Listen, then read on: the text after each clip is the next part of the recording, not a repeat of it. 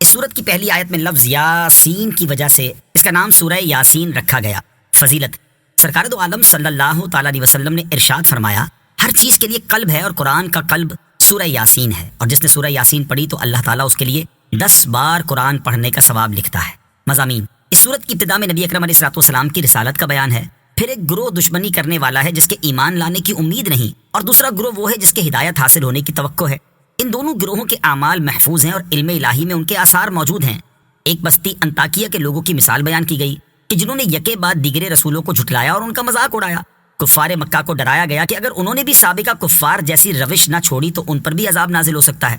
مردوں کو دوبارہ زندہ کرنے پر اللہ تعالیٰ کی قدرت اور اس کی وحدانیت پر بنجر زمین کو سرسبز کرنے، رات اور دن کے آنے جانے، سورج اور چاند کو مسخر کیے جانے اور سمندروں میں کشتیوں کے چلنے سے استدلال کیا گیا، اور ان حقائق کا انکار کرنے والے کافروں کو دنیا و آخرت میں عذاب کی وعید سنائی گئی۔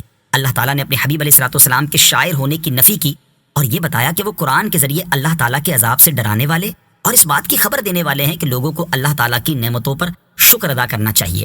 آیت نمبر 1۔ یاسین، یہ حروف مقطعات میں سے ایک حرف ہے، اس کی مراد اللہ تعالیٰ ہی بہتر جانتا ہے۔ نیز ایک قول کے مطابق یہ سید المرسلین صلی اللہ تعالیٰ علیہ وآلہ وسلم کا ایک اسم مبارک ہے۔ اہم باتیں: نمبر 1، کسی کا یاسین اور طٰہٰ نام رکھنا منع ہے، کیونکہ بقول بعض علماء ممکن ہے کہ یہ دونوں اللہ تعالیٰ کے ایسے نام ہیں جن کے معنی معلوم نہیں، کیا عجب کہ ان کے وہ معنی ہوں جو غیر خدا پر صادق نہ آ سکیں۔ نمبر 2، اعلیٰ حضرت رحمۃ اللہ تعالی کے بقول یہ نبی کریم علیہ السلام کے ایسے نام ہیں جن کے معنی سے واقف نہیں، ہو سکتا ہے ان کا کوئی ایسا معنی ہو جو حضور اقدس صلی اللہ تعالی علیہ وسلم کے لیے خاص ہو اور کسی دوسرے کے لیے اس کا استعمال درست نہ ہو۔ یہی رائے زیادہ مناسب ہے، کیونکہ ان ناموں کا حضور اقدس علیہ السلام کے لیے مقدس نام کے طور پر ہونا زیادہ ظاہر اور مشہور ہے۔ نمبر 3، جن حضرات کا نام یاسین ہے وہ خود کو غلام یاسین لکھیں اور بتائیں، اور دوسروں کو بھی اسے غلام یاسین کہہ کر بلانا چاہیے۔ آیت نمبر 2 تا 4۔ والقرآن الحکیم انک لمن المرسلین علی صراط مستقیم۔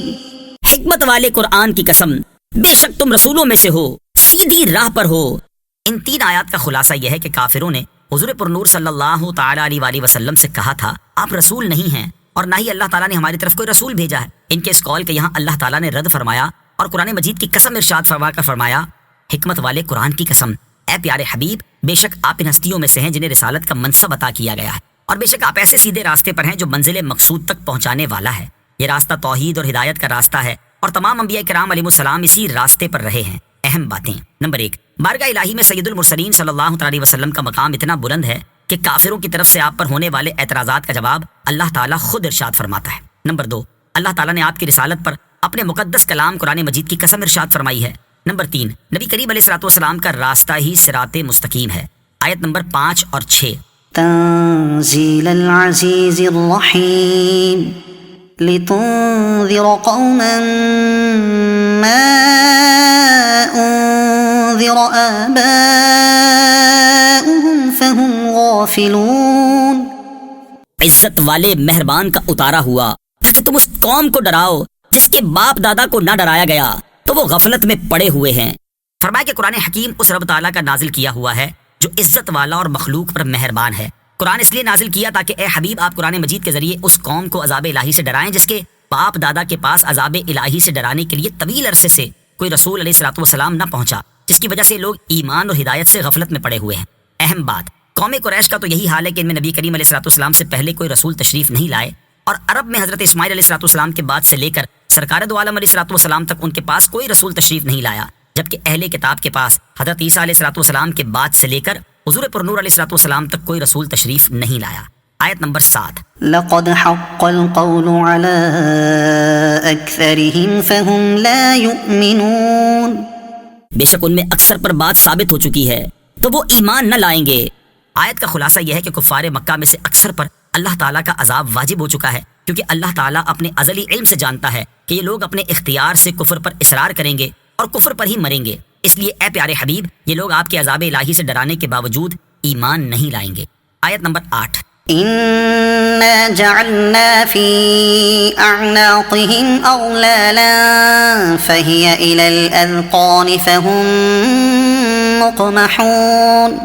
ہم نے ان کی گردنوں میں توق ڈال دیے ہیں تو وہ ٹھوڑیوں تک ہیں، تو وہ اوپر کو منہ اٹھائے ہوئے ہیں۔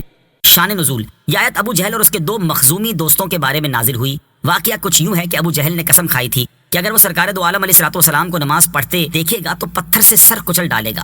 جب اس نے حضور پرنور علیہ الصلوۃ والسلام کو نماز پڑھتے دیکھا تو وہ اسی فاسد ارادے سے ایک بھاری پتھر لے کر آیا، اور جب اس نے پتھر کو اٹھایا تو اس کے ہاتھ گردن میں چپک کر رہ گئے اور پتھر ہاتھ کو لپٹ گیا۔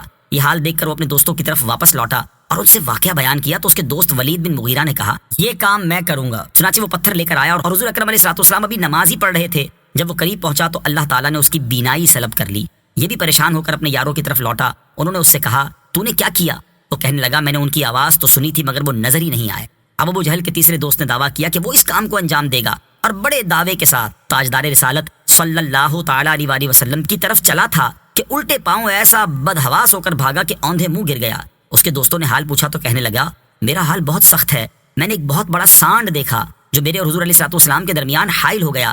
لات و عزا کی قسم اگر میں ذرا بھی آگے بڑھتا تو وہ مجھے کھا ہی جاتا۔ اس پر یہ آیت نازل ہوئی۔ بعض مفسرین کے نزدیک اس آیت میں ان کافروں کے کفر میں پختہ ہونے اور واض و نصیحت سے فائدہ نہ اٹھا سکنے کی ایک مثال بیان فرمائی گئی ہے کہ جیسے وہ لوگ جن کی گردنوں میں غل کی قسم کا توق پڑا ہو جو کہ ٹھوڑی تک پہنچتا ہے اور اس کی وجہ سے وہ سر نہیں جھکا سکتے، اسی طرح یہ لوگ کفر میں ایسے راسخ ہو چکے ہیں کہ کسی طرح حق کی طرف متوجہ نہیں ہوتے اور اس کے حضور سر نہیں جھکاتے۔ اور بعض مفسرین کے مطابق یہ ان کے حقیقی حال کا بیان ہے اور جہنم میں انہیں اسی طرح کا عذاب دیا جائے گا۔ آیت نمبر 9، وَجَعَلْنَا مِن بَيْنِ أَيْدِيهِمْ سَدًّا وَمِنْ خَلْفِهِمْ سَدًّا فَأَغْشَيْنَاهُمْ فَهُمْ لَا يُبْصِرُونَ۔ اور ہم نے ان کے آگے دیوار بنا دی اور ان کے پیچھے بھی ایک دیوار بنا دی، پھر انہیں اوپر سے بھی ڈھانک دیا تو انہیں کچھ دکھائی نہیں دیتا۔ یہ بھی مثال کا بیان ہے کہ جیسے کسی شخص کے لیے دونوں طرف دیواریں ہوں اور ہر طرف سے راستہ بند کر دیا گیا ہو تو وہ کسی طرح منزل مقصود تک نہیں پہنچ سکتا۔ یہی حال ان کفار کا ہے کہ ان پر ہر طرف سے ایمان کی راہ بند ہے، ان کے سامنے دنیا کے غرور کی دیوار ہے اور ان کے پیچھے آخرت کو جھٹلانے کی، اور وہ جہالت کے قید خانے میں قید ہیں جس کی وجہ سے آیات اور دلائل پہ غور کرنا انہیں میسر نہیں ہے۔ اہم بات، ازلی کفار پر ایمان کی راہ بند کر کے ان پر جبر نہیں کیا گیا، بلکہ ان کے کفر پر اصرار، تکبر، عناد اور سرکشی کی راہ کو مستقل اختیار کرنے کے عظیم جرم کی سزا میں ان کے لیے ایمان کا راستہ بند کر دیا گیا ہے، لہٰذا اس پر اعتراض نہیں کیا جا سکتا۔ آیت نمبر 10، وَسَوَاءٌ عَلَيْهِمْ أَأَنذَرْتَهُمْ أَمْ لَمْ تُنذِرْهُمْ لَا يُؤْمِنُونَ۔ اور تمہارا انہیں ڈرانا اور نہ ڈرانا ان پر برابر ہے، وہ ایمان نہیں لائیں گے۔ فرمائے کہ اے حبیب، جن کافروں کا کفر پر جمے رہنا تقدیر الہی میں لکھا ہوا ہے، آپ کا انہیں عذاب الہی سے ڈرانا یا نہ ڈرانا ان کے حق میں برابر ہے، یہ انہیں کوئی نفع نہ دے گا اور وہ کسی صورت ایمان نہیں لائیں گے۔ اہم باتیں، نمبر 1، کافروں کا ایمان نہ لانا اس وجہ سے نہیں کہ خدا نے انہیں کفر پر ڈٹے رہنے پر مجبور کر دیا، بلکہ خود ان کافروں نے ضد و عناد کی وجہ سے حق قبول کرنے کی صلاحیت ختم کر لی تھی۔ نمبر 2، رسول کریم علیہ الصلوۃ والسلام کا کافروں کو اللہ تعالیٰ کے عذاب سے ڈرانا آپ علیہ الصلوۃ والسلام کے اپنے حق میں نہ ڈرانے کے برابر نہیں ہے، کیونکہ ڈر سنا کر آپ نے تبلیغ کی ذمہ داری پوری کر دی اور آپ علیہ الصلوۃ والسلام کو تبلیغ کرنے کا ثواب ملے گا۔ آیت نمبر 11، إنما تنذر من اتبع الذكر وخشي الرحمن بالغيب فبشره بمغفرة وأجر كريم۔ تم تو صرف اسے ڈراتے ہو جو نصیحت کی پیروی کرے اور رحمان سے بغیر دیکھے ڈرے، تو اسے بخشش اور عزت کے ثواب کی بشارت دو۔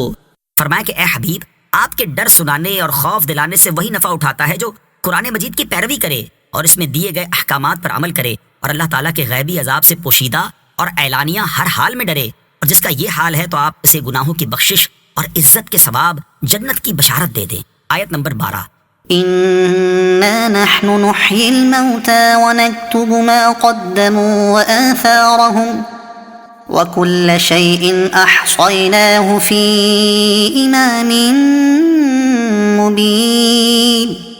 بے شک ہم مردوں کو زندہ کریں گے اور ہم لکھ رہے ہیں جو عمل انہوں نے آگے بھیجا اور ان کے پیچھے چھوڑے ہوئے نشانات کو، اور ایک ظاہر کر دینے والی کتاب میں ہر چیز ہم نے شمار کر رکھی ہے۔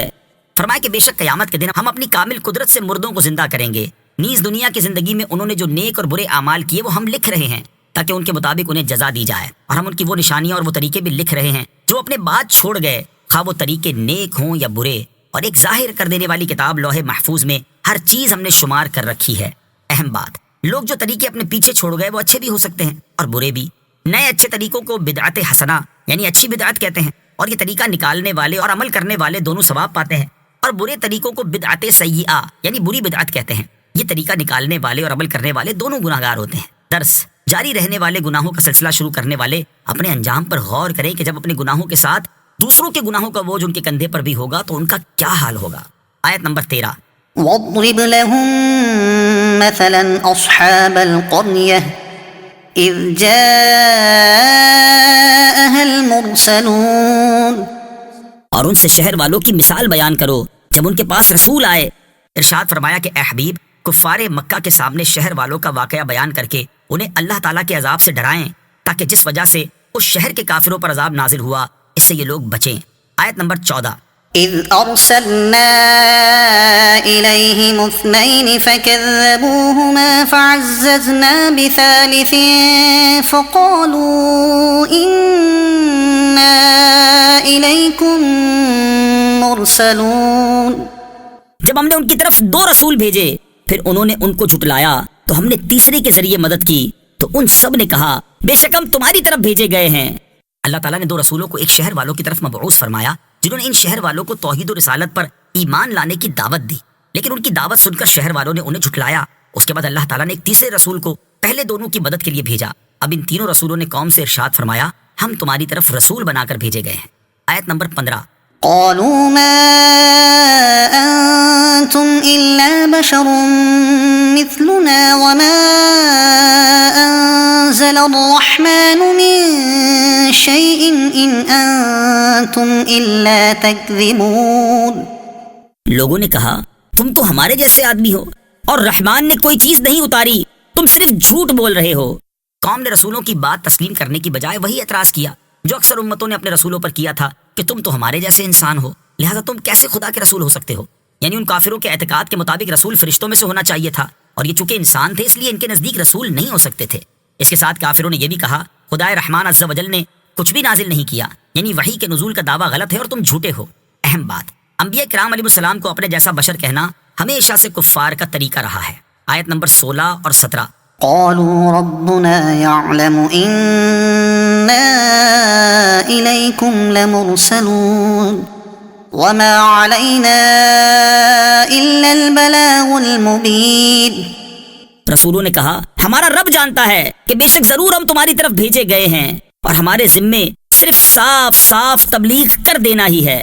فرمایا کہ ان رسولوں نے سخت الفاظ کا بڑے اچھے انداز میں جواب دیا کہ ہمارا رب جانتا ہے کہ یقیناً ہم خدا کے رسول ہیں، اور مزید یہ بھی جان لو کہ ہماری صرف یہ ذمہ داری ہے کہ تم تک خدا کا پیغام واضح طور پر پہنچا دیں. درس: دین کی دعوت دینے کے دوران سننے والے کی طرف سے جاہلانہ سلوک ہو تو اس پر صبر کرنا، معاف کرنا اور حلم و بردباری کا مظاہرہ کرنا انبیاء کرام علیہ السلام کی سنت ہے. لہٰذا اگر مبلغ کو دوران تبلیغ ایسی صورتحال کا سامنا ہو تو سنت انبیاء پر عمل کرے. آیت نمبر 18 اور 19. قالوا إنا تطيرنا بكم لئن لم تنتهوا لنرجمنكم وليمسنكم منا عذاب أليم. قالوا طائركم معكم أئن ذكرتم بل انتم قوم مسرفون. لوگوں نے کہا ہم تمہیں منحوس سمجھتے ہیں، بے شک اگر تم باز نہ آئے تو ضرور ہم تمہیں سنگسار کریں گے اور ضرور تمہیں ہماری طرف سے دردناک سزا پہنچے گی. رسولوں نے فرمایا تمہاری نحوست تو تمہارے ساتھ ہے، کیا اگر تمہیں نصیحت کی جائے تو تم اسے بدشگونی کہتے اور انکار کرتے ہو، بلکہ تم حد سے بڑھنے والے لوگ ہو. رسولوں کے جواب میں قوم نے کہا ہم تمہیں منحوس سمجھتے ہیں، لہٰذا تم اپنی اس تبلیغ سے باز آ جاؤ ورنہ ہم تمہیں پتھر مار کر ہلاک کر دیں گے. ان رسولوں نے جواب دیا کہ ہمیں منحوس قرار نہ دو کیونکہ تمہاری نحوست تمہارے کفر و دلالت کی صورت میں تمہارے ساتھ موجود ہے. کیا تم لوگ ہمیں اس لیے پتھر مارو گے کہ ہم نے تمہیں صحیح بات سمجھانے کی کوشش کی ہے اور ہماری نصیحت کو بدشگونی کہتے اور اس سے انکار کرتے ہو تو تم حد سے بڑھنے والے لوگ ہو. اہم باتیں. نمبر 1، اللہ تعالیٰ کے نیک بندوں کو منحوس سمجھنا اور انہیں تکلیف پہنچانے کی دھمکیاں دینا کافروں کا طریقہ ہے. نمبر 2، اصل نحوست کفر اور گناہ کی صورت میں ہوتی ہے.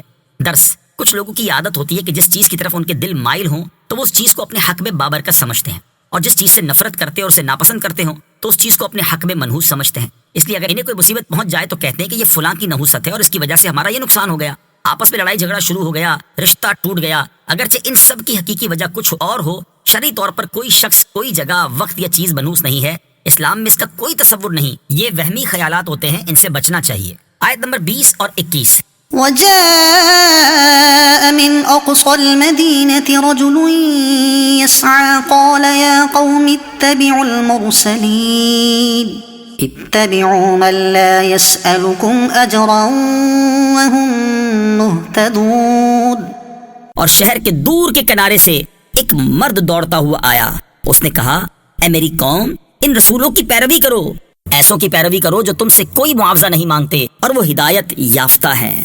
جب یہ مکالمہ جاری تھا اور قوم ان رسولوں کو شہید کرنے، ایذا پہنچانے اور ان کے پیغام کو نہ ماننے پر تلی ہوئی تھی، اسی دوران یہ بات ایک مرد مومن تک پہنچی۔ وہ اللہ تعالیٰ کے رسولوں کی تائید اور اپنی قوم کو سمجھانے کے لیے بھاگا ہوا آیا اور ان سے کہنے لگا اے میری قوم، ان رسولوں کی پیروی کرو، ان کی حقانیت پر ہونے کی یہ بڑی واضح دلیل ہے کہ ان کا اس پیغام پہنچانے میں کوئی دنیاوی مفاد نہیں، یہ تم سے کوئی معاوضہ نہیں مانگتے، نیز یہ ہدایت یافتہ ہیں کہ ان کی باتیں سمجھ میں آنے والی ہیں۔ آیت نمبر 22۔ وما لي لا أعبد الذي فطرني وإليه ترجعون۔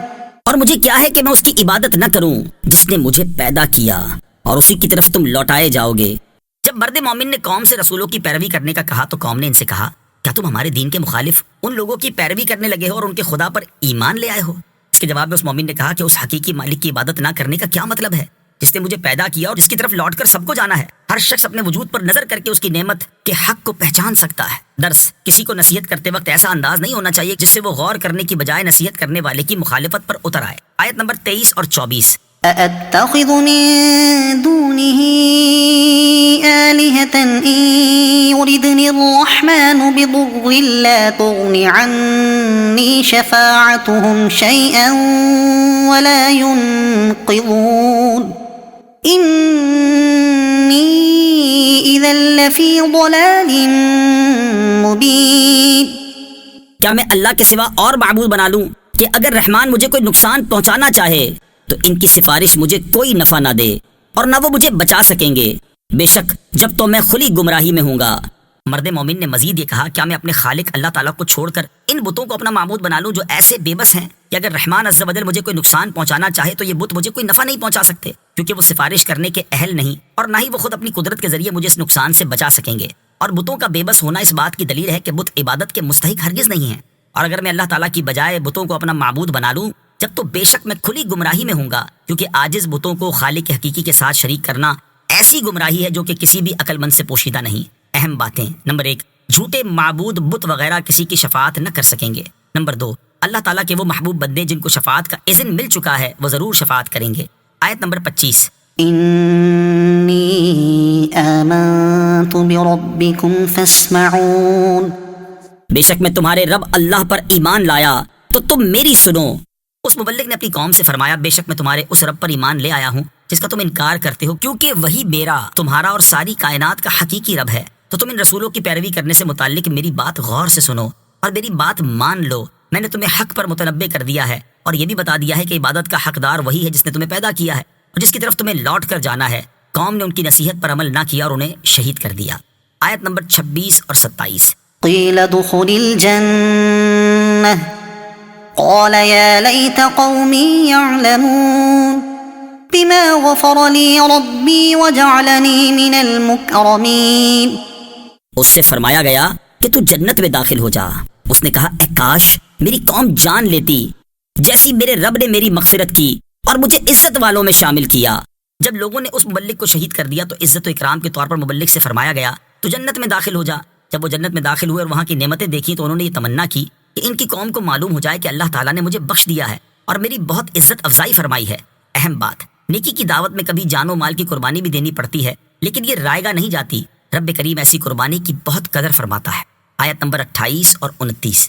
وما أنزلنا على قومه من بعده من جند من السماء وما كنا منزلين إن كانت إلا صيحة واحدة فإذا هم خامدون۔ اور ہم نے اس کے بعد اس کی قوم پر آسمان سے کوئی لشکر نہ اتارا اور نہ ہم وہاں کوئی لشکر اتارنے والے تھے، وہ صرف ایک چیخ تھی تو جبھی وہ بجھ کر رہ گئے۔ فرمایا اور ہم نے مذکورہ واقعے کے بعد اس مخلص مبلغ کی قوم سے انتقام لینے کے لیے ان پر آسمان سے کوئی لشکر نہ اتارا، اور نہ ہم اس قوم کی ہلاکت کے لیے وہاں کوئی لشکر اتارنے والے تھے، بلکہ ان کی سزا کے لیے تو حضرت جبریل علیہ السلام کی صرف ایک چیخ ہی کافی تھی، جس سے وہ اس طرح فنا ہو گئے جیسے آگ بجھ جاتی ہے۔ اہم بات، غزوہ بدر اور غزوہ خندق کے دن آسمان سے لشکروں کو اتارا جانا سید المرسلین علیہ الصلوۃ والسلام کے مرتبے کی عظمت کی وجہ سے تھا، ورنہ فرشتے کی تو ہلکی سی چیخ ہی کثیر جماعت کو ہلاک کرنے کے لیے کافی ہے۔ آیت نمبر 30۔ يا حسرة على العباد ما يأتيهم من رسول إلا كانوا به يستهزئون۔ اور کہا گیا کہ ہائے افسوس ان بندوں پر کہ ان کے پاس کوئی رسول آتا ہے تو اس سے ٹھٹھا مذاق ہی کرتے ہیں۔ یہ کلام فرشتوں کا یا مومنین کا یا اللہ تعالیٰ کا ہے۔ تیسری صورت میں یہاں حسرت کا حقیقی معنی مراد نہیں ہوگا، کیونکہ یہ اللہ تعالیٰ کی شان کے لائق نہیں، بلکہ یہاں معنی یہ ہوگا کہ حضرت حبیب رحمۃ اللہ تعالی کی قوم کے لوگ اور ان کے جیسے وہ لوگ جو اللہ تعالیٰ کے رسولوں کو جھٹلانے کی وجہ سے ہلاک ہوئے، یہ اس بات کے حقدار ہیں کہ حسرت کرنے والے ان پر حسرت کریں اور افسوس کرنے والے ان کے حال پر افسوس کریں، کیونکہ جب بھی ان کے پاس اللہ تعالیٰ کی طرف سے کوئی رسول تشریف لائے تو یہ اس سے ٹھٹھا مذاق ہی کرتے تھے۔ آیت نمبر 31۔ ألم يروا كم أهلكنا قبلهم من القرون أنهم إليهم لا يرجعون۔ کیا انہوں نے نہ دیکھا کہ ہم نے ان سے پہلے کتنی قومیں ہلاک کر دی کہ وہ اب ان کی طرف پلٹنے والے نہیں۔ یہاں سے سید المرسلین صلی اللہ تعالی وسلم کے زمانے میں موجود لوگوں سے کلام کیا جا رہا ہے۔ چنانچہ فرمایا کیا نبی علیہ الصلوۃ والسلام کی تکذیب کرنے والے کفار مکہ نے نہ دیکھا کہ ہم نے ان سے پہلے کتنی قومیں ہلاک کر دی اور اب وہ دنیا کی طرف لوٹنے والے نہیں، تو کیا یہ لوگ ان کے حال سے عبرت حاصل نہیں کرتے؟ اہم بات، اس آیت میں آواگون کی نفیس تردید ہے، یعنی ہندوؤں کے اعتقاد کے مطابق بار بار مرنے اور جنم لینے کا سلسلہ باطل ہے، کیونکہ ایک بار مرنے کے بعد کوئی دوبارہ پلٹ کر دنیا میں نہیں آئے گا۔ آیت نمبر 32۔ وَإِن كُلٌّ لَّمَّا جَمِيعٌ لَّدَيْنَا مُحْضَرُونَ۔ اور جتنے بھی ہیں سب کے سب ہمارے حضور حاضر کیے جائیں گے۔ فرمایا کہ تمام امتیں قیامت کے دن دوبارہ زندہ کیے جانے کے بعد حساب اور جزا کے لیے ہماری بارگاہ میں حاضر کی جائیں گی، اور ہم انہیں ان کے اچھے برے تمام اعمال کی جزا دیں گے۔ آیت نمبر 33۔ وَآيَةٌ لَّهُمُ الْأَرْضُ الْمَيْتَةُ أَحْيَيْنَاهَا وَأَخْرَجْنَا مِنْهَا حَبًّا فَمِنْهُ يَأْكُلُونَ۔ اور ان کے لیے ایک نشانی مردہ زمین ہے، ہم نے اسے زندہ کیا اور اس سے اناج نکالا تو اس میں سے وہ کھاتے ہیں۔ فرمایا کہ جو لوگ دوبارہ زندہ کیے جانے کا انکار کرتے ہیں ان کے لیے مرنے کے بعد دوبارہ زندہ کیے جانے پر دلالت کرنے والی ایک عظیم اور واضح نشانی مردہ یعنی خشک اور بنجر زمین ہے، اور یہ نشانی اس طرح ہے کہ اللہ تعالیٰ نے بارش کا پانی برسا کر اسے زندہ کیا، یعنی اس میں نشو و نما کی قوت پیدا کی، اور پھر اس زمین سے اناج نکالا جسے اللہ تعالیٰ نے لوگوں کے لیے اور ان کے مویشیوں کے لیے رزق بنایا ہے۔ اور جس طرح اللہ تعالیٰ مردہ زمین کو زندہ کرتا ہے اسی طرح وہ مردوں کو بھی زندہ فرمائے گا۔ آیت نمبر 34 اور 35۔ وَجَعَلْنَا فِيهَا جَنَّاتٍ مِّن نَّخِيلٍ وَأَعْنَابٍ وَفَجَّرْنَا فِيهَا مِنَ الْعُيُونِ لِيَأْكُلُوا مِن ثَمَرِهِ وَمَا عَمِلَتْهُ أَيْدِيهِمْ أَفَلَا يَشْكُرُونَ۔ اور ہم نے اس میں کھجوروں اور انگوروں کے باغ بنائے، اور ہم نے اس میں کچھ چشمے بہائے تاکہ لوگ اس کے پھلوں میں سے کھائیں، اور یہ ان کے ہاتھوں نے نہیں بنائے، تو کیا وہ شکر ادا نہیں کریں گے؟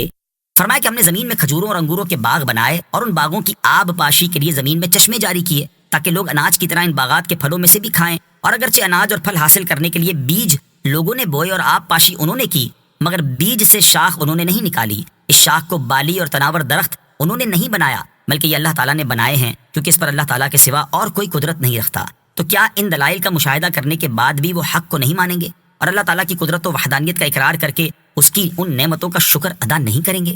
آیت نمبر 36۔ سبحان الذي خلق الأزواج كلها مما تنبت الأرض ومن أنفسهم ومما لا يعلمون۔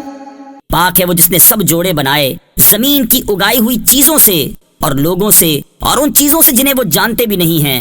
یہاں آیت میں ازواج سے مراد اصناف اور اقسام ہیں، اور ازواج کو انواع اس لیے کہا جاتا ہے کہ ہر نوع اپنی قسم کا جوڑا ہے۔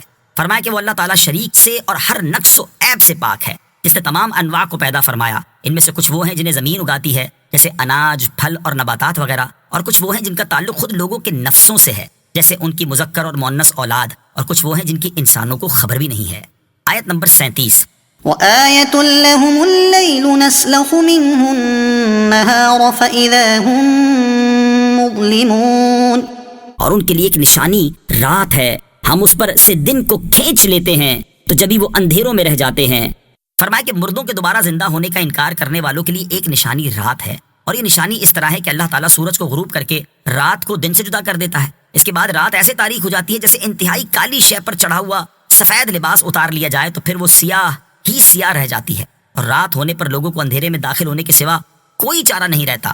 پس دن کی روشنی کو رات سے جدا کر دینا اس کی قدرت کے کامل ہونے کی دلیل ہے، کوئی چیز اسے عاجز نہیں کر سکتی، اور اس کی قدرت ذاتی ہے، کسی کی دی ہوئی نہیں۔ تو جس کی قدرت ایسی ہے وہ مخلوق کو اس کی موت کے بعد زندہ کرنے پر بھی قادر ہے۔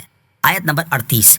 والشمس تجري لمستقر لها ذلك تقدير العزيز العليم، اور سورج اپنے ٹھہرنے کے وقت تک چلتا رہے گا، یہ زبردست علم والے کا مقرر کیا ہوا ہے۔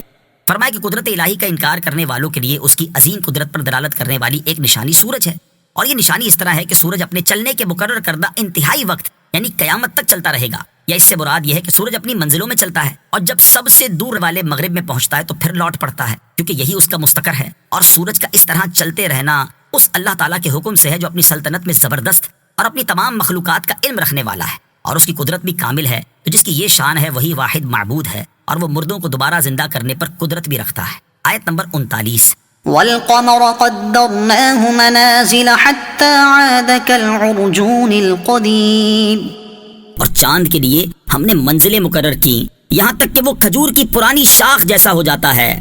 فرمایا اور چاند کے لیے ہم نے منزلیں مقرر کی، چاند کی 28 منزلیں ہیں، ہر رات ایک منزل میں ہوتا ہے اور پوری منزل طے کر لیتا ہے، اپنے طلوع ہونے کی تاریخ سے لے کر 28ویں تاریخ تک تمام منزلیں طے کر لیتا ہے، اور اگر مہینہ 30 کا ہو تو 2 راتیں اور 29 کا ہو تو 1 رات چھپتا ہے، اور جب اپنی آخری منزل میں پہنچتا ہے تو کھجور کی پرانی شاخ جیسا ہو جاتا ہے جو سوکھ کر پتلی کمان کی طرح خمدار اور زرد ہو گئی ہو۔ آیت نمبر 40۔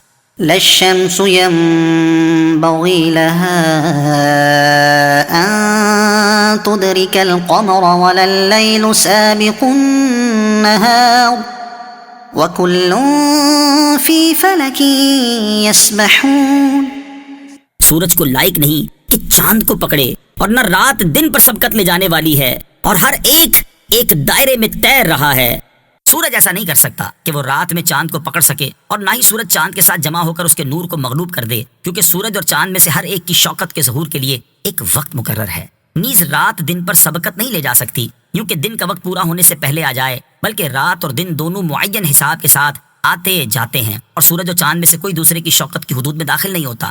نہ سورج رات میں چمکتا ہے نہ چاند دن میں، اور ان میں سے ہر ایک ایک دائرے میں چل رہا ہے۔ کائنات کی ابتدا سے لے کر اب تک سورج اور چاند کے نظام کا اس مربوط اور منظم انداز میں چلنا اس بات کی بڑی واضح دلیل ہے کہ اسے چلانے والا موجود ہے، وہ واحد ہے، کامل قدرت اور بے انتہا علم والا ہے۔ آیت نمبر 41۔ وآية لهم أنا حملنا ذريتهم في الفلك المشحون، اور ان کے لیے ایک نشانی یہ ہے کہ ہم نے ان کی نسلوں کو بھری ہوئی کشتی میں سوار کیا۔ فرمایا لوگوں کے لیے قدرت الہی پر دلالت کرنے والی ایک نشانی یہ بھی ہے کہ ہم نے ان کی ذریت یعنی نسل کو بھری ہوئی کشتی میں سوار کیا۔ یہاں ذریت سے مراد کفار مکہ کی اولادیں ہیں جنہیں وہ تجارت کے لیے بھیجتے تھے۔ جس کشتی میں وہ سوار ہوتے تھے وہ سامان اور اسباب وغیرہ سے بھری ہوئی ہوتی تھی، یا اس سے مراد حضرت نوح علیہ السلام کی کشتی ہے جس میں اہل مکہ کے آباء و اجداد سوار ہوئے تھے، اور یہ ان کی ذریت ذرات کی شکل میں ان کی پشت میں تھی، اور حضرت نوح علیہ السلام کی کشتی سامان اور اسباب وغیرہ سے بھری ہوئی تھی۔ یہ نشانی اس طرح ہے کہ وزنی چیز پانی میں ڈوبتی ہے لیکن کشتی انتہائی وزنی ہونے کے باوجود ڈوبتی نہیں ہے۔ آیت نمبر 42۔ وخلقنا لهم من مثله ما يركبون، اور ہم نے ان کے لیے ویسی ہی کشتیاں بنا دی جن پر سوار ہوتے ہیں۔ فرمایا کہ ہم نے مکہ والوں کے لیے صورت اور شکل میں نوح علیہ السلام کی کشتی جیسی ہی کشتیاں بنا دی جن پر وہ سمندری سفر کے دوران سوار ہوتے ہیں۔ آیت نمبر 43 اور 44۔ وَإِن نَّشَأْ نُغْرِقْهُمْ فَلَا صَرِيخَ لَهُمْ وَلَا هُمْ يُنقَذُونَ إِلَّا رَحْمَةً مِنَّا وَمَتَاعًا إِلَىٰ حِينٍ، اور اگر ہم چاہیں تو انہیں ڈبو دیں تو نہ کوئی ان کی فریاد کو پہنچنے والا ہو اور نہ انہیں بچایا جائے مگر ہماری طرف سے رحمت اور ایک وقت تک فائدہ اٹھانے کی مہلت ہو۔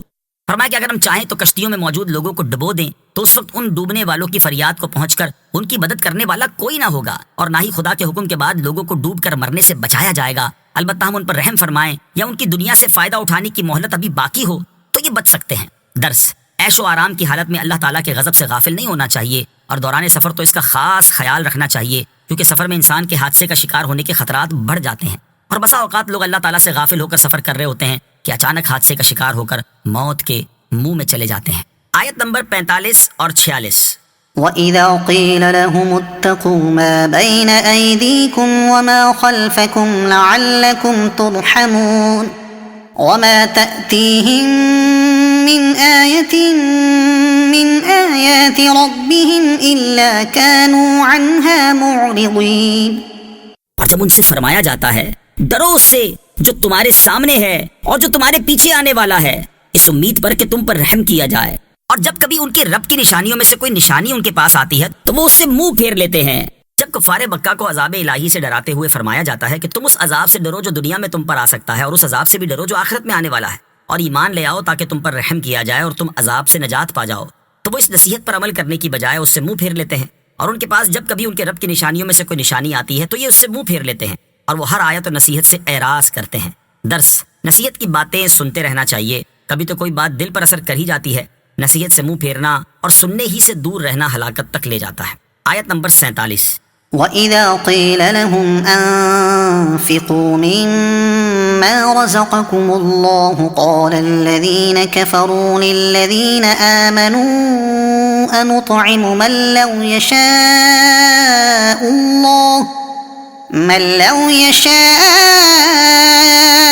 اللَّهُ أَطْعَمَهُ إِنْ أَنتُمْ إِلَّا فِي ضَلَالٍ مُّبِينٍ۔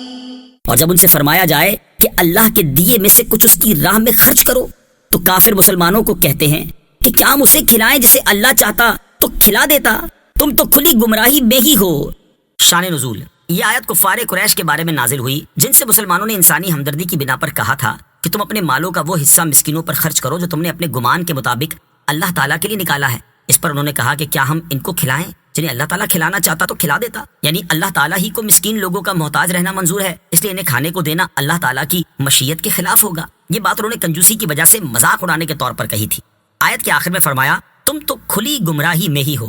یہ بات یا تو کفار نے مسلمانوں سے کہی تھی، اس صورت میں اس کا معنی یہ ہے کہ اے مسلمانوں تم کھلی گمراہی میں ہو چونکہ تم نے ہمارے طریقے کو چھوڑ دیا اور محمد مصطفیٰ صلی اللہ علیہ وسلم کی پیروی کرنے لگ گئے۔ یا جب کافروں نے مسلمانوں کی بات کا جواب دیا تو اللہ تعالیٰ نے کافروں سے فرمایا کہ تم تو کھلی گمراہی میں ہی ہو۔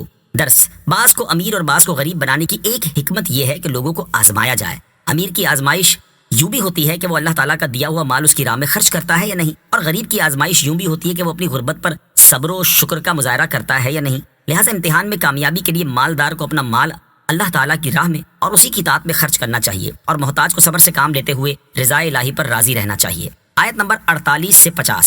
وَيَقُولُونَ مَتَى هَذَا الْوَعْدُ إِن كُنتُمْ صَادِقِينَ مَا يَنظُرُونَ إِلَّا صَيْحَةً وَاحِدَةً تَأْخُذُهُمْ وَهُمْ يَخِصِّمُونَ فَلَا يَسْتَطِيعُونَ تَوْصِيَةً وَلَا إِلَىٰ أَهْلِهِمْ يَرْجِعُونَ۔ اور کہتے ہیں یہ وعدہ کب آئے گا؟ اگر تم سچے ہو تو بتاؤ۔ وہ صرف ایک چیخ کا انتظار کر رہے ہیں جو انہیں اس حالت میں پکڑ لے گی جب وہ دنیا کے جھگڑے میں پھنسے ہوئے ہوں گے، تو نہ وہ وصیت کر سکیں گے اور نہ ہی اپنے گھر والوں کی طرف پلٹ کر جا سکیں گے۔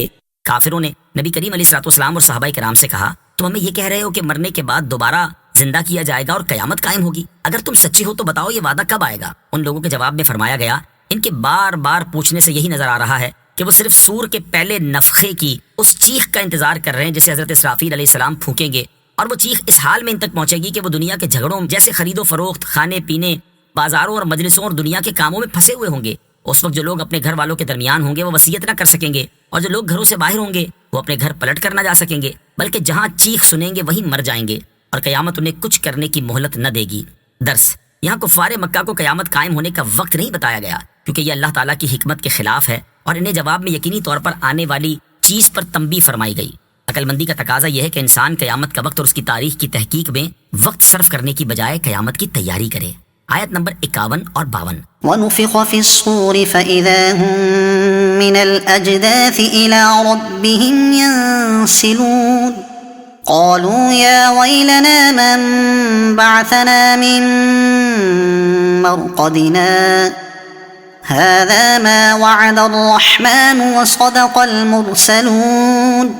اور سور میں پھونک ماری جائے گی تو اسی وقت وہ قبروں سے اپنے رب کی طرف دوڑتے چلے جائیں گے، کہیں گے ہائے ہماری خرابی، کس نے ہمیں ہماری نیند سے جگا دیا؟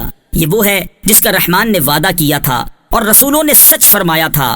جب دوسری مرتبہ سور پھونکا جائے گا تو اسی وقت وہ کفار زندہ ہو کر اپنی قبروں سے نکل آئیں گے اور اپنے حقیقی رب عز و جل کے اس مقام کی طرف دوڑتے چلے جائیں گے جو حساب اور جزا کے لیے تیار کیا گیا ہوگا، اور وہ کہیں گے ہائے ہماری خرابی، کس نے ہمیں ہماری نیند سے جگا دیا؟ یا جب کفار جہنم اور اس کے عذاب دیکھیں گے تو اس کے مقابلے میں انہیں قبر کا عذاب آسان معلوم ہوگا، اس لیے وہ خرابی پکار اٹھیں گے اور کہیں گے یہ وہ ہے جس کا رحمان عز و جل نے وعدہ کیا تھا اور رسول علیہ السلام نے سچ فرمایا تھا۔ یا فرشتے کافروں سے یہ کہیں گے، یا جب کافر کہیں گے کس نے ہمیں ہماری نیند سے جگا دیا، تو اس وقت مومنین کہیں گے کہ یہ وہ ہے جس کا رحمان عز و جل نے وعدہ کیا تھا اور رسولوں علیہ السلام نے سچ فرمایا تھا۔ آیت نمبر 53 اور 54۔ إن كانت إلا صيحة واحدة فإذا هم جميع لدينا محضرون فاليوم لا تظلم نفس شيئا ولا تجزون إلا ما كنتم تعملون۔ وہ تو صرف ایک چیخ ہوگی تو اسی وقت وہ سب کے سب ہمارے حضور حاضر کر دیے جائیں گے، تو آج کسی جان پر کچھ ظلم نہ ہوگا اور تمہیں تمہارے اعمال ہی کا بدلہ دیا جائے گا۔ دوسرا نفخہ ایک ہولناک آواز ہوگی تو اسی وقت وہ سب کے سب اللہ تعالیٰ کی بارگاہ میں حساب کے لیے حاضر کر دیے جائیں گے۔ پھر ان کافروں سے کہا جائے گا آج کسی جان پر اس کے ثواب میں کمی یا اس کے عذاب میں اضافہ کر کے کچھ ظلم نہ ہوگا، اور اے کافروں یہاں تمہیں تمہارے دنیا میں کیے گئے اعمال ہی کا بدلہ دیا جائے گا۔ آیت نمبر 55۔ إن أصحاب الجنة اليوم في شغل فاكهون۔ بے شک جنت والے آج دل بہلانے والے کاموں میں لطف اندوز ہو رہے ہوں گے۔ قیامت کے دن جنت والے دل بہلانے والے کاموں میں لطف اندوز ہو رہے ہوں گے، اور طرح طرح کی نعمتیں، قسم قسم کے سرور، اللہ تعالیٰ کی طرف سے ضیافت، جنتی نہروں کے کنارے، جنتی درختوں کی دل نواز فضائیں، طرب انگیز نغمات، جنت کی حوروں کا قرب اور قسم قسم کی نعمتوں سے لذت حاصل کرنا، یہ ان کے شغل ہوں گے۔ آیت نمبر 56۔ هم وأزواجهم في ظلال على الأرائك متكئون۔ وہ اور ان کی بیویاں تختوں پر تکیہ لگائے سایوں میں ہوں گے۔ اہل جنت اور ان کی بیویاں تختوں پر تکیہ لگائے سایوں میں ہوں گے۔ اہم باتیں: نمبر 1، ان بیویوں میں دنیا کی مومنہ منکوحہ بیویاں بھی داخل ہیں اور حورے بھی۔ نمبر 2، حورے بیوی کی حیثیت سے ہوں گی لیکن یہ عطیہ خداوندی سے بیویاں ہوں گی، جنت میں کوئی باقاعدہ نکاح نہیں پڑھایا جائے گا۔ آیت نمبر 57۔ لهم فيها فاكهة ولهم ما يدعون۔ ان کے لیے جنت میں پھل میوہ ہوگا اور ان کے لیے ہر وہ چیز ہوگی جو وہ مانگیں گے۔ مزید فرمایا ان کے لیے جنت میں ہر قسم کا پھل میوہ ہوگا اور ان کے لیے ہر وہ چیز ہوگی جو وہ مانگیں گے۔ اہم بات، جنت میں چونکہ نفس امارہ فنا کر دیا جائے گا اس لیے کوئی جنتی بری چیز کی خواہش نہ کرے گا۔ آیت نمبر 58۔ سلام قولا من رب الرحیم۔ مہربان رب کی طرف سے فرمایا ہوا سلام ہوگا۔ ارشاد فرمایا ان پر مہربان رب کی طرف سے فرمایا ہوا سلام ہوگا، یعنی اللہ تعالیٰ ان پر سلام فرمائے گا، خواہ واسطے کے ساتھ ہو یا واسطے کے بغیر، اور یہ خدا کے سلام والی نعمت و فضیلت سب سے عظیم و محبوب مراد ہے۔ فرشتے اہل جنت کے پاس ہر دروازے سے آ کر کہیں گے تم پر تمہارے رحمت والے رب کا سلام ہو۔ آیت نمبر 59۔ وامتازوا اليوم أيها المجرمون۔ اور کہا جائے گا اے مجرموں آج الگ الگ ہو جاؤ۔ فرمایا قیامت کے دن کہا جائے گا اے مجرموں آج جدا ہو جاؤ۔ اس کی تفسیر میں مفسرین کے اقوال ہیں۔ نمبر 1، جس وقت مومن جنت کی طرف روانہ کیے جائیں گے اس وقت کفار سے کہا جائے گا کہ الگ ہٹ جاؤ اور مومنین سے علیحدہ ہو جاؤ۔ نمبر 2، قیامت کے دن مجرموں کو ایک دوسرے سے الگ الگ کر دیا جائے گا، جیسے یہودیوں، عیسائیوں، مجوسیوں، ستارہ پرستوں اور ہندوؤں کو جو کہ الگ الگ فرقے ہیں ایک دوسرے سے جدا کر دیا جائے گا۔ آیت نمبر 60 سے 62۔ ألم أعهد إليكم يا بني آدم ألا تعبدوا الشيطان إنه لكم عدو مبين وأن اعبدوني هذا صراط مستقيم وَلَقَدْ أَضَلَّ مِنكُمْ جِبِلًّا كَثِيرًا أَفَلَمْ تَكُونُوا تَعْقِلُونَ۔ اے اولاد آدم، کیا میں نے تم سے عہد نہ لیا تھا کہ شیطان کی عبادت نہ کرنا؟ بے شک وہ تمہارا کھلا دشمن ہے، اور میری عبادت کرنا یہ سیدھی راہ ہے، اور بے شک اس نے تم میں سے بہت سی مخلوق کو گمراہ کر دیا، تو کیا تم سمجھتے نہ تھے؟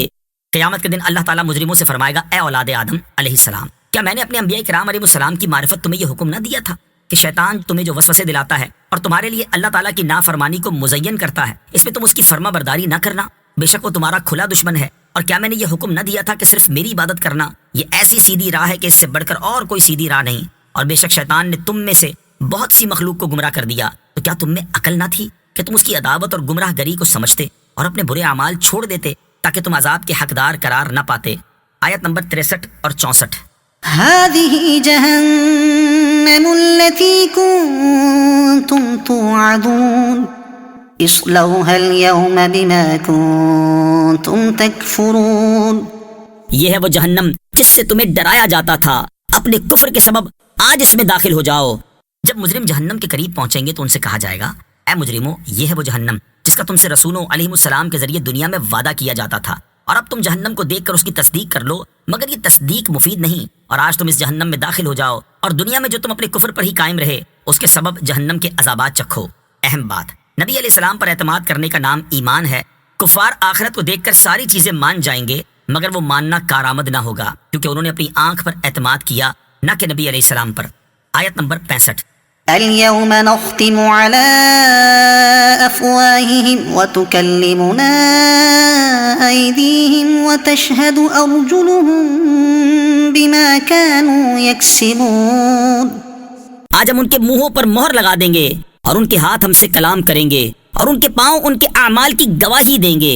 ابتدا میں کفار اپنے کفر اور رسول علیہ السلام کو جھٹلانے کا انکار کریں گے اور کہیں گے، ہمیں اپنے رب اللہ کی قسم کہ ہم ہرگز مشرک نہ تھے۔ تو اللہ تعالیٰ ان کے منہوں پر مہر لگا دے گا تاکہ وہ بول نہ سکیں، پھر ان کے دیگر اعضاء بول اٹھیں گے، اور جو کچھ ان سے صادر ہوا ہے سب بیان کر دیں گے، تاکہ انہیں معلوم ہو جائے کہ وہ اعضاء جو گناہوں پر ان کے مددگار تھے وہ ان کے خلاف ہی گواہ بن گئے۔ اہم بات، منہوں پر لگائی جانے والی مہر اعضاء کی گواہی لے کر ہٹا دی جائے گی، اس لیے وہ دوزخ میں پہنچ کر شور مچائیں گے۔ درس، اعضاء کا اعمال کی گواہی دینا صرف کافروں کے لیے نہیں ہے، بلکہ مسلمانوں کے اعضاء بھی گواہی دیں گے، اس لیے سوچ لیں کہ قیامت میں ہمارے اعضاء کیا کیا بولیں گے۔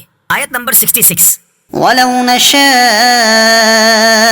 لَطَمَسْنَا عَلَىٰ أَعْيُنِهِمْ فَاسْتَبَقُوا الصِّرَاطَ فَأَنَّىٰ يُبْصِرُونَ۔ اور اگر ہم چاہتے تو ان کی آنکھیں مٹا دیتے تو وہ جلدی سے راستے کی طرف جاتے، تو کہاں سے دکھائی دیتا؟ فرمایا گیا کہ جہنم کا عذاب تو آخرت میں ہوگا، جبکہ اگر ہم چاہتے تو دنیا میں بھی ان کے کفر کی سزا کے طور پر ان کی آنکھیں مٹا کر انہیں اندھا کر دیتے، پھر وہ جلدی سے راستے کی طرف چلنے کے لیے جاتے تو انہیں کہاں سے دکھائی دیتا، کیونکہ ہم نے تو انہیں اندھا کر دیا تھا۔ لیکن ہم نے ایسا نہ کیا اور اپنے فضل و کرم سے آنکھ کی نعمت ان کے پاس باقی رکھی، تو اب ان پر حق یہ ہے کہ وہ شکر گزاری کریں، کفر نہ کریں۔ آیت نمبر 67۔ وَلَوْ نَشَاءُ لَمَسَخْنَاهُمْ عَلَىٰ مَكَانَتِهِمْ فَمَا اسْتَطَاعُوا مُضِيًّا وَلَا يَرْجِعُونَ۔ اور اگر ہم چاہتے تو ان کی جگہ پر ہی ان کی صورتیں بدل دیتے، تو وہ نہ آگے بڑھ سکتے اور نہ پیچھے لوٹتے۔ فرمایا کہ اس سزا سے بڑھ کر اگر ہم چاہتے تو جن گھروں میں یہ بیٹھے ہوئے تھے وہیں ان کے کفر کی سزا میں ان کی صورتیں بدل کر انہیں بندر یا خنزیر بنا دیتے، پھر وہ نہ آگے بڑھ سکتے اور نہ پیچھے لوٹ سکتے، اور ان کے جرم ہی اس سزا کا تقاضا کرتے تھے، لیکن ہم نے اپنی رحمت اور حکمت کے تقاضے کے مطابق انہیں عذاب دینے میں جلدی نہ کی اور ان کے لیے مہلت رکھی تاکہ وہ توبہ کر کے ایمان لے آئیں اور نعمتوں کا شکر ادا کریں۔ آیت نمبر 68۔ وَمَن نُعَمِّرْهُ نُنَكِّسْهُ فِي الْخَلْقِ أَفَلَا يَعْقِلُونَ۔ اور جسے ہم لمبی عمر دیتے ہیں تو خلقت و بناوٹ میں ہم اسے الٹا پھیر دیتے ہیں، تو کیا وہ سمجھتے نہیں؟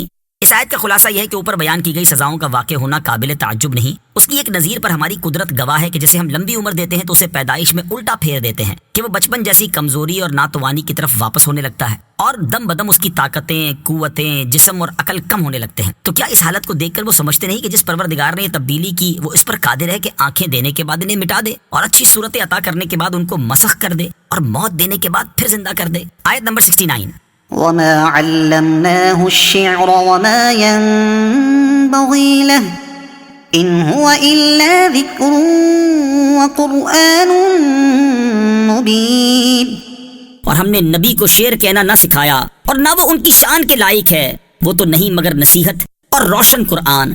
شان نزول، کفار قریش نے کہا تھا کہ محمد مصطفیٰ صلی اللہ تعالی علیہ وسلم شاعر ہیں، اور جو وہ فرماتے ہیں یعنی قرآن پاک وہ شعر ہے۔ ان کی مراد یہ تھی کہ معاذ اللہ یہ کلام جھوٹا ہے۔ اسی کا اس آیت میں رد فرمایا گیا ہے کہ ہم نے اپنے حبیب علیہ الصلوۃ والسلام کو ایسی باطل گوئی کا کوئی ملکہ ہی نہیں دیا، اور نہ ہی شعر کہنا میرے حبیب علیہ الصلوۃ والسلام کی شان کے لائق ہے۔ اور یہ قرآن اشعار یعنی جھوٹی باتوں پر مشتمل نہیں، بلکہ وہ صریح حق و ہدایت ہے۔ اہم بات، رسول خدا صلی اللہ علیہ وسلم کو اولین و آخرین کے علوم عطا کیے گئے، اور کائنات میں ہر علم والے سے بڑھ کر علم عطا فرمایا گیا کہ جس میں سب علوم شامل ہیں۔ البتہ شعر کہنے کی صلاحیت نہ دی کہ اس سے کفار کو آپ کے شاعر ہونے کا پروپیگنڈا کرنا بہت آسان ہو جاتا ہے۔ آیت نمبر 70، لينذر من كان حيا ويحق القول على الكافرين، تاکہ وہ ہر ایسے شخص کو ڈرائے جو زندہ ہو اور کافروں پر بات ثابت ہو جائے۔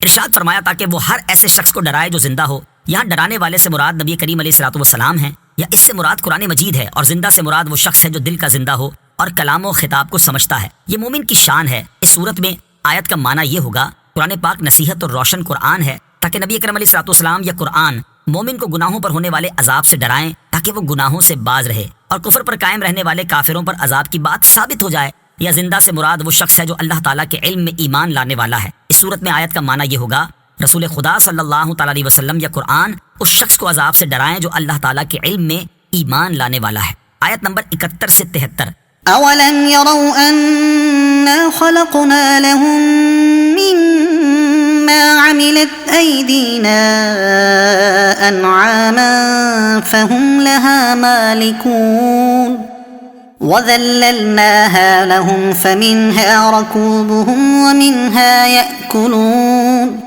ولهم فيها منافع ومشارب أفلا يشكرون۔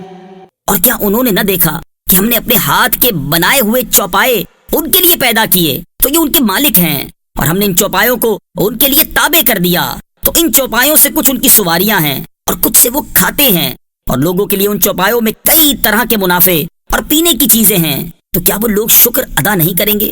کیا مشرکین مکہ اس بات پر غور نہیں کرتے کہ ہم نے اپنی قدرت سے بنائے ہوئے چوپائے ان کے اور ان کے فائدے کے لیے پیدا کیے، اور یہ ہمارے مالک بنانے کی وجہ سے ان چوپایوں کے مالک ہیں، اور ہم نے ان چوپایوں کو ان کے لیے مسخر اور تابع کر دیا، جس کے نتیجے میں مضبوط چوپایوں پر سوار ہونا، سامان لادنا، جہاں چاہے انہیں لے جانا اور ذبح کرنا ان کے لیے کوئی مشکل نہیں۔ اور ان کے بڑے بڑے منافع یہ ہیں کہ کچھ چوپائے ان کی سواریاں ہیں اور کچھ سے وہ گوشت اور چربی کھاتے ہیں، اور ان کے علاوہ بھی چوپایوں میں ان کے لیے کئی طرح کے فائدے ہیں، جیسا کہ وہ ان کی کھالوں، بالوں اور اون وغیرہ کو کام میں لاتے ہیں، اور پینے کی چیزیں جیسے دودھ اور دودھ سے بننے والی چیزیں جیسے دہی وغیرہ حاصل ہوتی ہیں۔ تو کیا وہ مشرکین یہ نعمتیں عطا فرمانے والے رب تعالیٰ کی وحدانیت کا اقرار کر کے اور عبادت میں کسی کو اس کا شریک نہ ٹھہرا کر اس کا شکر ادا نہیں کریں گے؟ اہم بات، آیت میں ہاتھ کا لفظ ہے، یہ متشابہات میں سے ہے جس کا حقیقی و مرادی معنی اللہ تعالیٰ ہی جانتا ہے، یا یہ بطور محاورے کے ہے اور قدرت کے معنی میں ہے، کیونکہ اللہ تعالیٰ جسم اور جسمانی ہاتھوں سے پاک ہے۔ آیت نمبر 74، واتخذوا من دون الله آلهة لعلهم ينصرون،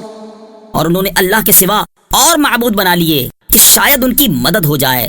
خدا کی بے شمار نعمتوں پر یہ لازم تھا کہ کفار اللہ تعالیٰ کی عبادت کر کے اس کی نعمتوں کا شکر ادا کرتے، لیکن انہوں نے اس کی بجائے بے بس عاجز بتوں کو پوجنا شروع کر دیا، اور ان سے یہ توقع رکھنے لگ گئے کہ شاید ان کی مدد ہو جائے، اور یہ بت مصیبت کے وقت ان کے کام آئیں اور عذاب سے بچائیں، اور ایسا ہونا ممکن نہیں۔ انبیاء و اولیاء دنیا میں معجزہ و کرامت سے مدد فرماتے ہیں، اور قیامت میں بھی شفاعت سے مدد کریں گے، جبکہ بت دنیا میں بھی ناکارہ ہیں اور آخرت میں بھی مردود۔ آیت نمبر 75، لا يستطيعون نصرهم وهم لهم جند محضرون، وہ معبود ان کی مدد نہیں کر سکتے، اور وہ لوگ خود ان معبودوں کے لیے حاضر خدمت لشکر بنے ہوئے ہیں۔ فرمایا کہ مشرکوں کا اپنے معبودوں سے مدد کی توقع رکھنا بیکار ہے، ان کے معبود ان کی مدد کر سکتے ہیں اور نہ ہی ان سے عذاب دور کر سکتے ہیں، کیونکہ وہ جماد، بے جان، بے قدرت اور بے شعور ہیں، بلکہ یہ بت پرست خود اپنے معبودوں کی حفاظت کے لیے ان کے لشکر بنے ہوئے ہیں جو بتوں کی خدمت کے لیے موجود رہتے ہیں۔ اہم بات، بتوں کا جہنم میں داخلہ اپنے پجاریوں کو عذاب دینے کے لیے اور پجاریوں کا داخلہ عذاب پانے کے لیے ہوگا۔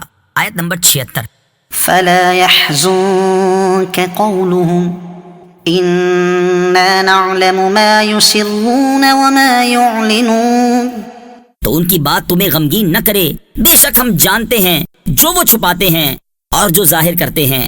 اس آیت میں نبی کریم علیہ الصلوۃ والسلام کو تسلی دیتے ہوئے فرمایا کہ جب یہ کفار ایسے واضح امور میں بھی مخالفت ہی کرتے ہیں تو آپ کفار کی تکذیب، ان کی ایذاؤں اور جفاکاریوں سے غمگین نہ ہوں، بے شک ہم جانتے ہیں جو وہ چھپاتے اور ظاہر کرتے ہیں، ہم انہیں ان کے کردار کی سزا دیں گے۔ آیت نمبر 77 سے